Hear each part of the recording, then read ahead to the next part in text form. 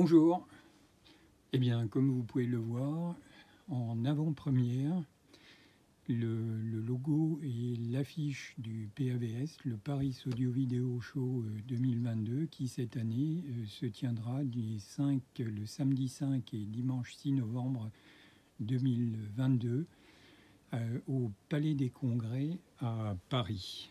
Et pour en parler avec nous, pour cette vidéo HCFR, nous avons François Prieur, sous la très haute autorité de Power Teddy, qui va nous tenir compagnie pour cette vidéo. Mon cher François Prieur, bonjour. Bonjour Hugo. Eh bien, nous allons aujourd'hui faire une vidéo, une primeur de l'association des membres HCFR, la présentation du PAVS 2022. Absolument, et comme à notre habitude, j'ai envie de te dire. Absolument. Donc on a pu voir le logo tout à fait en entrée de cette vidéo. Mais je te propose, François, donc qu'on revienne un petit peu sur les dates, préciser aux personnes quand est-ce que ça se passe, puisque cette année, contrairement à l'année dernière, ce n'est pas en octobre, mais ce sera en novembre. Ce sera en novembre, donc à savoir les 5 et 6 novembre, samedi 5 et dimanche 6 novembre 2022, et dans un nouveau site, mon cher Hugo. Voilà. Effectivement, on a pu le voir tout à l'heure. Le nouveau site, c'est un retour aux sources, en fait. Alors c'est vrai que c'est un retour aux sources pour certains vieux comme moi. Des vieux croulants. Bref, un retour au Palais des Congrès, François, c'est ça? Absolument, un retour au Palais des Congrès, ça va rappeler des bons souvenirs à certains qui certainement ont une génération antérieure à la mienne, hein, bien sûr, parce que moi j'étais, je crois, pas né quand ça s'y déroulait encore, ou du moins pour ses débuts. Donc ouais, Palais des Congrès, c'est un vrai honneur d'y retourner, parce que c'est un site qui a accueilli le salon dans ses versions précédentes. Alors j'ai plus toutes les dates en tête, mais il y en a eu un paquet. C'est vrai.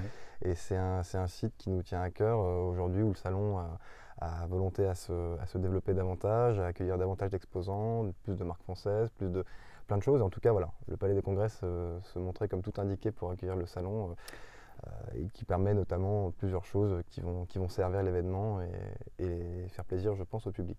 C'est ce que je pense aussi, puisque effectivement c'est un lieu mythique. Alors, petite précision, pour quelles raisons est-ce qu'on est passé du Novotel au Palais des Congrès? Quels sont les avantages, les éventuels inconvénients, etc. Qu'est-ce que tu peux nous en dire? Alors les raisons, la raison principale, on l'a évoqué juste avant, c'est évidemment pour servir l'événement qui aujourd'hui a connu un succès vraiment important en 2021, qui faisait suite aussi à 2 ans d'absence d'événements. Le Covid a fait du mal à tout le monde, mais on avait quand même fait une belle présence digitale qui n'est quand même pas pareil que de toucher les produits et les entendre pour de vrai. Mais donc l'événement, dans un besoin de développement et d'expansion pour les exposants et pour le public surtout, avait besoin de s'étendre un petit peu, et aujourd'hui, quoi de mieux qu'un site d'exposition majeur en plein Paris, peut-être beaucoup mieux adapté à un événement comme le nôtre, ou pour un salon en général, et qui surtout nous permet une chose, c'est de répondre à une légère critique qu'on a pu avoir, mais qu'on a fait, une chose qu'on avait mise en place pour le bien de tous, et d'étendre l'exposition. On va pouvoir centraliser toute l'exposition dans un seul site. C'est vrai que c'était un petit peu dommage d'avoir dû séparer les deux sites. Et c'est vrai qu'en réalité, un certain nombre de personnes de chez nous, de membres, eh bien, n'ont pas eu le temps ou n'ont pas souhaité se déplacer sur les 2 lieux qu'il y avait précédemment. Alors que là, en fait, tout sera regroupé dans un même endroit.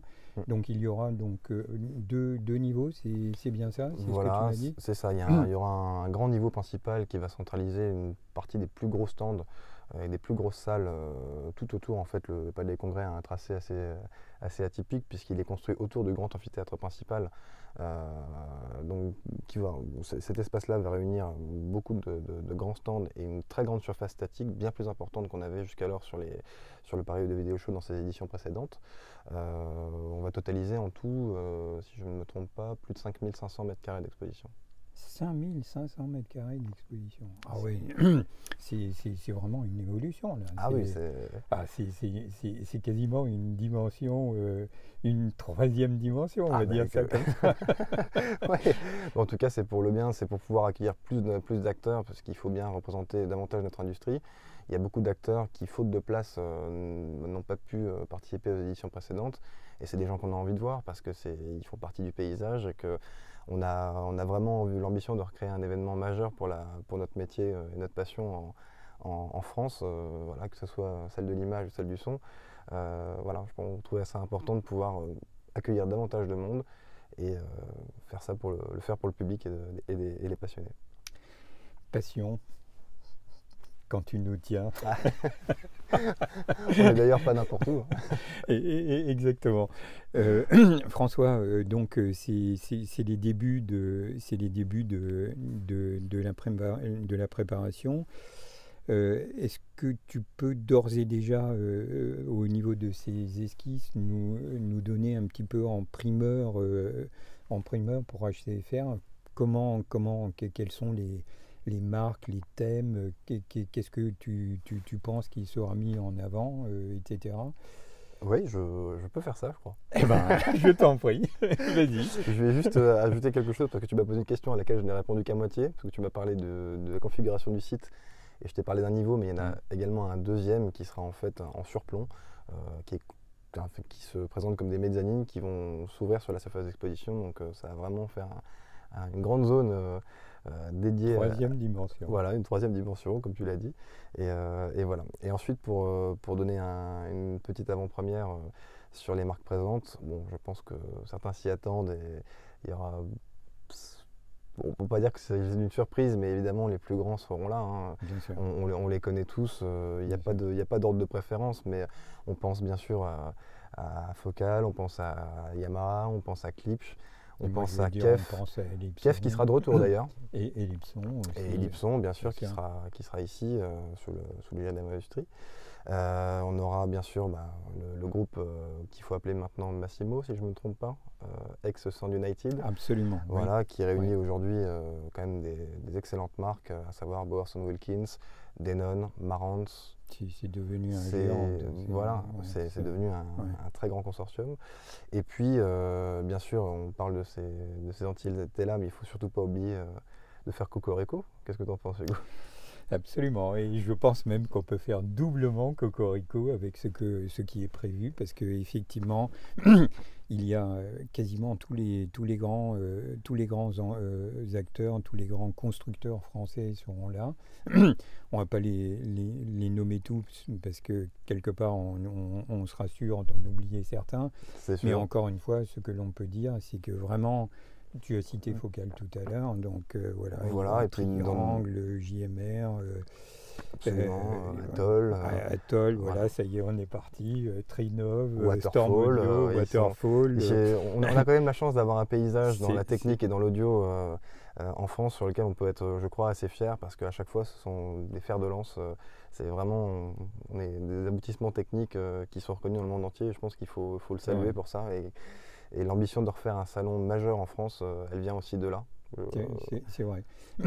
Tout à l'heure, on évoquait ex-Sound United. Il y aura évidemment donc les grands acteurs de la vidéoprojection que sont Sony et JVC. Je pense que Sony, comme à leur habitude, vont refaire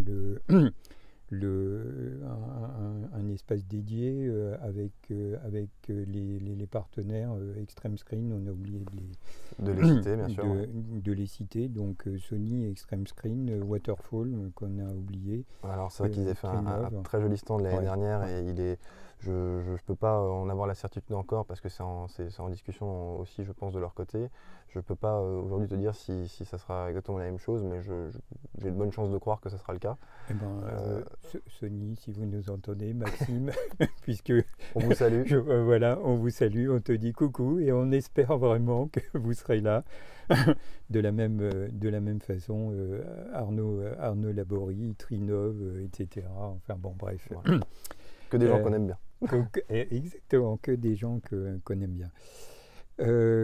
Alors, qu'est-ce que j'ai noté d'autre dans mon petit calepin? Je crois qu'on a fait, le tour.